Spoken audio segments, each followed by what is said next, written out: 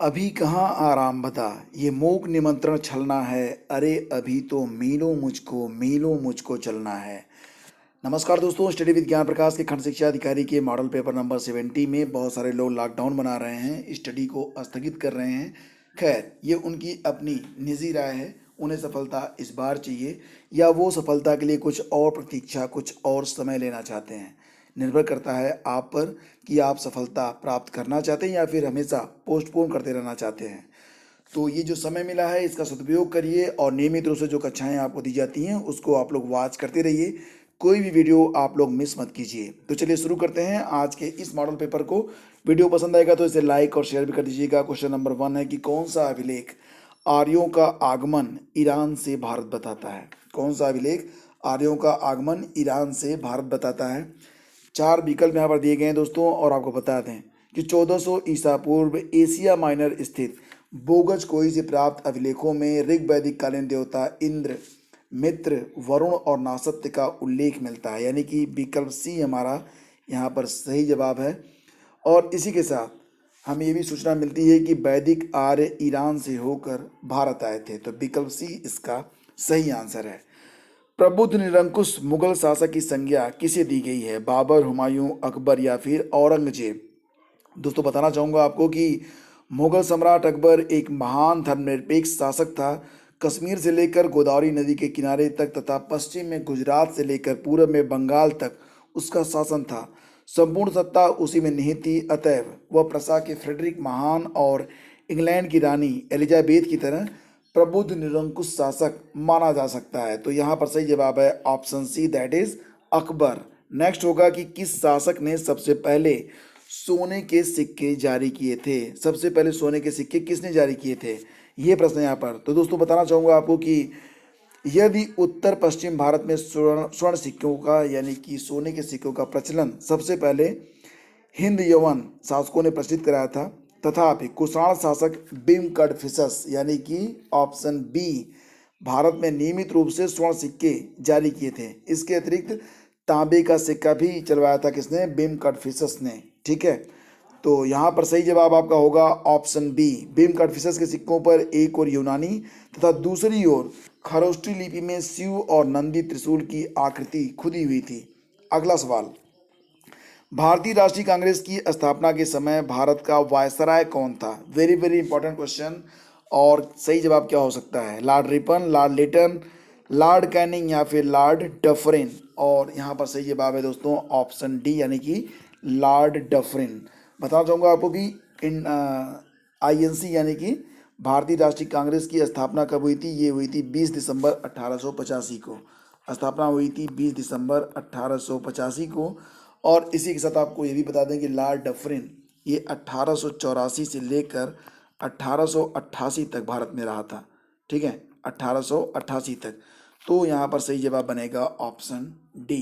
अगला सवाल, मुगलों एवं मेवाड़ के राजा अमर सिंह के बीच चित्तौड़ की संधि किस शासक के शासनकाल में हुई थी। अकबर, जहांगीर, शाहजहां या फिर औरंगजेब। तो दोस्तों यहाँ पर सही जवाब है ऑप्शन बी यानी कि सॉरी जहांगीर। ठीक है, और चित्तौड़ की संधि कब हुई थी, तो ये भी आपको पता होना चाहिए। चित्तौड़ की संधि हुई थी 1616 ईस्वी में।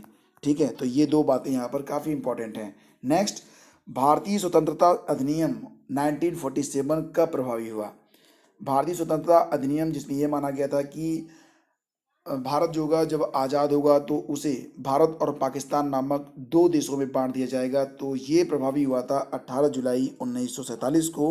और इसके बाद आप जानते हैं कि 15 अगस्त 1947 को क्या हुआ था, भारत का विभाजन कर दिया गया और भारत और पाकिस्तान दो देश बन गए थे। नेक्स्ट होगा कि कालिदास की प्रसिद्ध रचना अभिज्ञान शाकुंतलम का पहली बार अंग्रेजी में अनुवाद किसने किया था।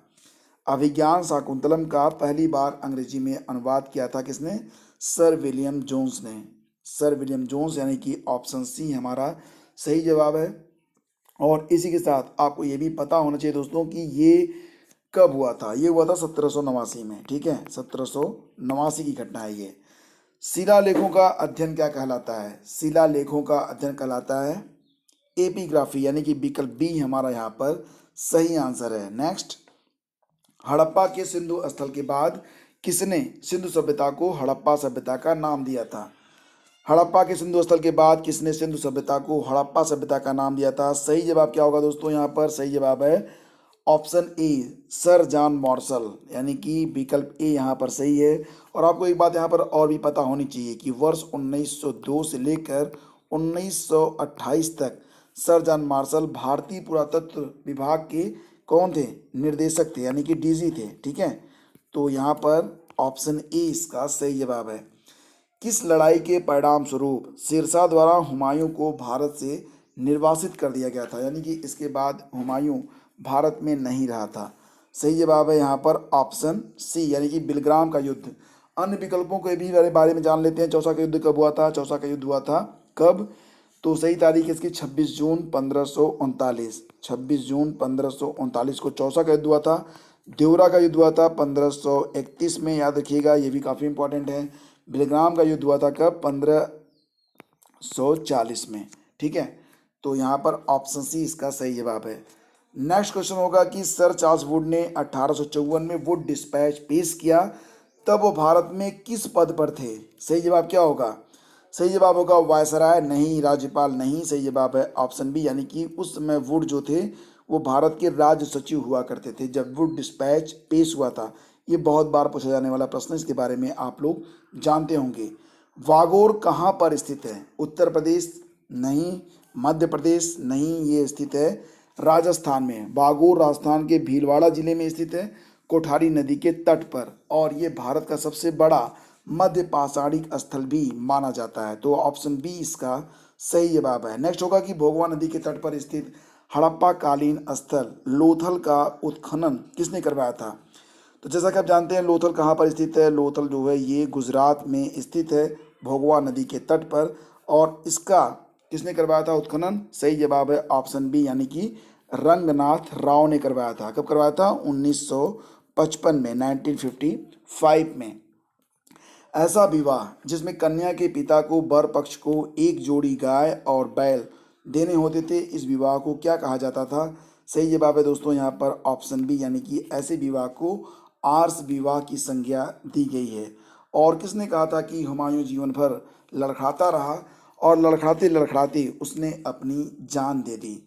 तो ये कहा है इतिहासकार लेन पोल ने, यानी कि विकल्प ए इसका सही जवाब है। अब एक सवाल आप सभी लोगों से, बिहार का वह नवपाषाण कालीन स्थल जहाँ से प्रचुर मात्रा में हड्डी के उपकरण पाए गए हैं, इसका नाम आपको बताना है। चिरांद, कोल्डीवा, लोथल या फिर रंगपुर?